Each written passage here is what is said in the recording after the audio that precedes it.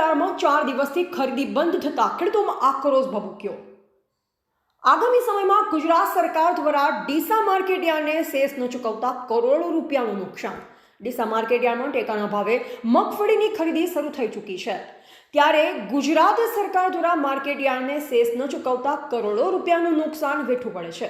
ત્યારે છેલ્લા 4 દિવસથી ડીસા માર્કેટ યાર્ડમાં ટેકાના ભાવે મગફળીની ખરીદી બંધ હાલતમાં થઈ ચૂકી છે, ત્યારે ડીસા તાલુકાના ખેડૂતોમાં આક્રોશ ભભૂકી ઉઠ્યો છે। આગામી સમયમાં ખેડૂતોની ટેકાના ભાવની મગફળીની ખરીદી શરૂ નહીં થાય તો ખેડૂતો આત્મવિલોપનની ચીમકી ઉચ્ચારશે તેમ ખેડૂતોએ જણાવ્યું છે। ડીસા માર્કેટ યાર્ડમાં ટેકાના ભાવે મગફળીની ખરીદીની શરૂઆત થઈ ગઈ છે, ત્યારે ખેડૂતો ડીસા માર્કેટ યાર્ડમાં મગફળી લઈ આવી રહ્યા છે, ત્યારે બીજી તરફ ડીસા માર્કેટ યાર્ડને ગુજરાત સરકાર દ્વારા સેસ ન ચૂકવતા કરોડો રૂપિયાનું નુકસાન વેઠવું પડે છે।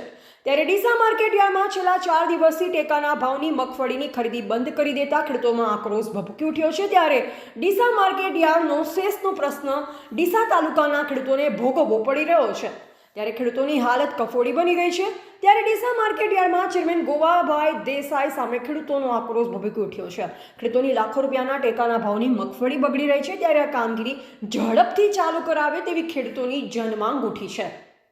આ અંગે ડીસા તાલુકાના ખેડૂતોએ આક્રોશ સાથે જણાવ્યું કે ડીસા માર્કેટ યાર્ડમાં ટેકાના ભાવની મગફળીના 10 સેન્ટર ફાળવ્યા છે, ત્યારે ખેડૂતોની ટેકાના ભાવે મગફળીની ધીમી રીતે ખરીદી કરી રહ્યા છે, ત્યારે છેલ્લા 4 દિવસથી ટેકાના ભાવની મગફળીની ખરીદી બંધ થતાં ખેડૂતોને હાલાકી કફોડી બની ગઈ છે, ત્યારે તાત્કાલિક ધોરણે ગુજરાત સરકાર દ્વારા ડીસા માર્કેટ યાર્ડને સેસ ફાળવે તેવી ખેડૂતોની જનમાંગ છે। ત્યારે માર્કેટ યાર્ડની સેસ ન ફાળવે તો આગામી સમયમાં ખેડૂતો આત્મવિલોપનની ચીમકી ઉચ્ચારશે તેવી નોબત પડી રહી છે। ગુજરાતના કૃષિ મંત્રી રાઘવજીએ તાત્કાલિક ધોરણે આ પગલું ભરે તો ખેડૂતોને આ સેસમાંથી બચાવી શકાય તેમ છે। અહેવાલ અમૃત માળી, સંવંત ભારત ન્યૂઝ, ડીસા।